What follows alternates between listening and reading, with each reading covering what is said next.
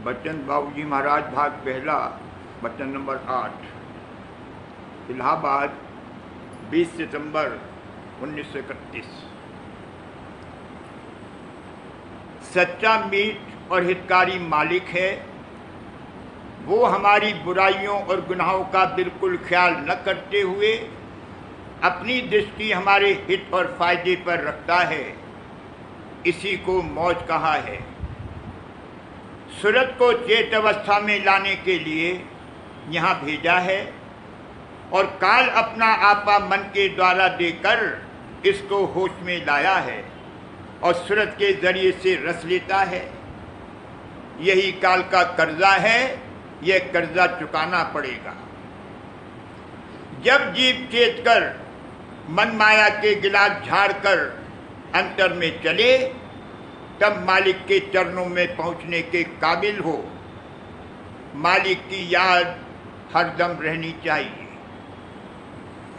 सच्चा मीत और सच्चा हितकारी वो मालिक है जो हमारे ऐबों, बुराइयों और अवगुणों का बिल्कुल ख्याल न करते हुए अपनी दृष्टि हमेशा हमारे हित और फायदे पर रखता है। उसमें ये हित खवासी तौर पर है। इसी को मौज कहा है।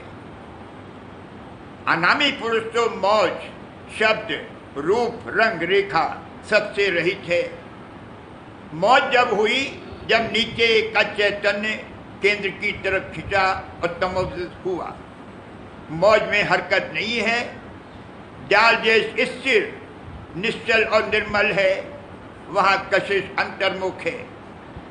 हरकत वहाँ है जहाँ से कशिश बहिर्मुख है और चंचलता और मलिनता है। मालिक हमारी बुराइयों पर हमसे नाराज नहीं होता, ना हमको सजा देता है, ना बदला लेता है। उसकी फैज़े आम की धार बराबर जारी है और हमें बिना परिश्रम मिलती है, जिससे उसकी कदर नहीं। हवा कैसी बेशकीमती नियामत है। अगर हवा न हो तो दुनिया की तमाम दौलत बेकार है। लखपति, करोड़पति रुपया लिए बैठा रहे, अगर दम रुक जावे तो प्राण रह नहीं सकते। जो जरूरी अज़रा प्राण ग्रहण करते हैं वो हवा ही में से मिलते हैं। कुल हवा अंदर नहीं जाती। मालिक में क्रोध विरोध नहीं है। क्रोध वगैरह तो नीचे पैदा हुए हैं, वो इन सब के घाट से परे है। काम जब होता है, जब कामनाएं उठती हैं और उनके पूरे होने में जब दिक्कत पैदा होती है तो क्रोध विरोध वगैरह पैदा होते हैं। मालिक को सबका ज्ञान है। ये नहीं है कि उसको हमारी बुराइयों की खबर नहीं है।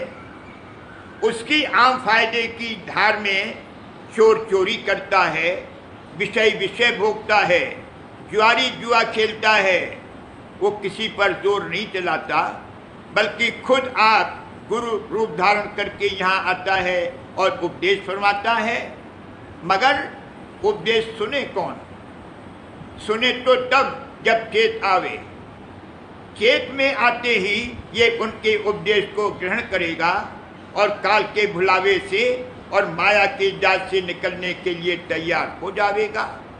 अभी तो माया हंस रही है। हंस हंस माया जाल बिछाया, निक्सन की कोई राह ना पाया।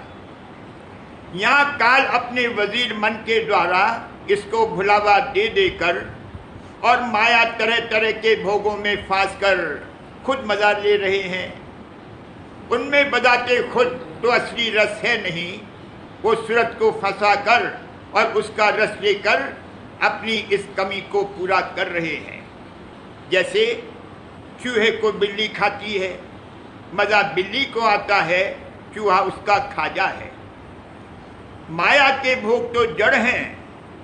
जब चैतन्य से चैतन्य का संयोग होता है तब परस्पर आनंद होता है।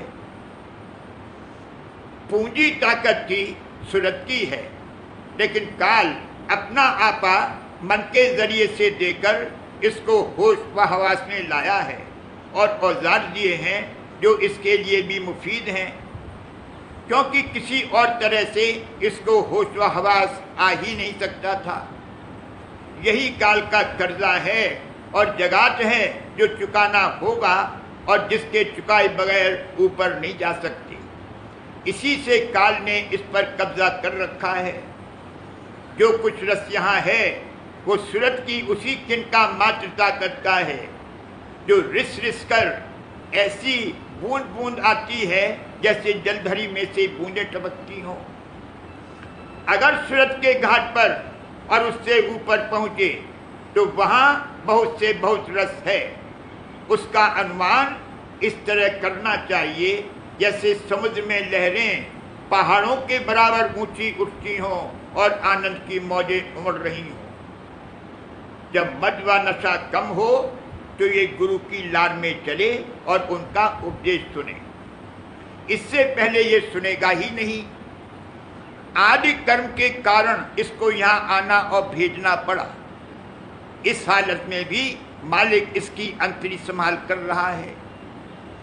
जब अपनाया गया और निज कर कर्म काटने की जरूरत हुई तो जैसे माता अपने बच्चे को गोद में लेकर फोड़े पर शिकार लगवाती है और चाहती है कि कम से कम तकलीफ में बच्चा अच्छा हो जाए, कर्म कटाए जाते हैं। जैसे कोई बच्चा छत पर खेलता खेलता जब किनारे पर पहुंचकर गिरने को होता है तो माता दौड़कर उसको उठा लेती है और गिरने से बचा लेती है। किसी काम में मशगूल होते हुए भी उसकी तवज्जो बच्चे ही की तरफ रहती है। मालिक को अपने भक्त के दुख का इस कदर ख्याल है कि दास दुखी तो मैं दुखी, आदि अंत त्यों काल, पलक एक में प्रकट है छिन में करूं निहाल। जब ये चेत कर और माया के गिलास झाड़ कर ऊपर चले तब मालिक के चरणों में पहुंचने के काबिल हो। सूरत अंश ही वहां पहुंच सकती है और वही मालिक को प्यारी है। काल व माया तो महज गिलाफ हैं, खोल ही खोल है और उस घाट की प्रबल चैतन्यता से जहां से उनका ज़हूर हुआ, जिस कदर चेतन हो सकते थे हो गए। वो सत्यलोक में नहीं जा सकते। अब देखना चाहिए कि कौन किसका आशिक है। मालिक इसका आशिक है, जीव मालिक पर क्या आशिक होगा। इसको चाहिए कि अपने को मालिक पर निशंक अर्पण कर दे, उसकी मर्जी में राजी रहे। उसके हुक्म में क्यों वचरा का मौका नहीं है। ये समझे कि जो हो रहा है सब मौज से ठीक हो रहा है। और जैसे औरतें पूजा मंच से वक्त ये कहती जाती हैं कि रानी पूजे राज को, मैं पूजूं सुहाग को, वे उस रोज व्रत रखती हैं, सारे दिन कुछ नहीं खाती। इस तरह ये दुनियावी ऐशवा आराम और यहाँ की न्यामतों को त्याग कर मालिक का अचल सुहाग मांगे। इसको मालिक की याद हर वक्त ऐसी रहनी चाहिए जैसे दर्द कुलिंज में छिन छिन दर्द होता है या पीठ के अदृश्य फोड़े जहरबाद में टीस होती है। इस टीस को कुछ याद करना थोड़े ही होता है, वो हरदम होती ही रहती है। मालिक ऐसी याद से मिलेगा जब 24 घंटे उसकी याद में रहेगा। ये हालत गुरमुख की है, मगर ये ख्याल रखना चाहिए कि इस सिरे से उस सिरे तक, यानी इतने हल्के में कम बड़ दर्जे हो सकते हैं। इसको अपना उद्देश्य रखना चाहिए कि अगर कोई लगन लगावे तो धरती में रहकर चांद को पा सकता है। नजर ध्रुव पर रखनी चाहिए, जैसे जहाज का कप्तान अपनी कंपास पर रखता है। इस वक्त तो ये कहानी कथा मात्र है, लेकिन ये गुरु चेले की कथा भी खाली नहीं जाएगी। वो अपनी दया से एक रोज परम पद में पहुंचा देंगे। स्वामी राधा स्वामी राधा स्वामी राधा स्वामी राधा स्वामी राधा स्वामी राधा स्वामी राधा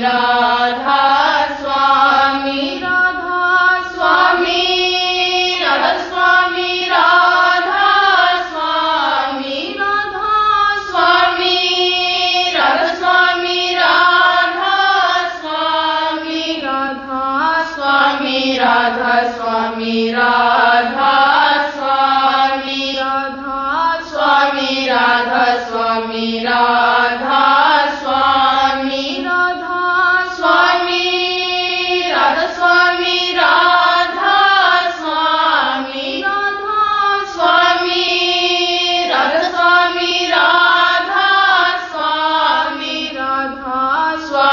राधा स्वामी राधा स्वामी राधा स्वामी राधा स्वामी राधा स्वामी राधा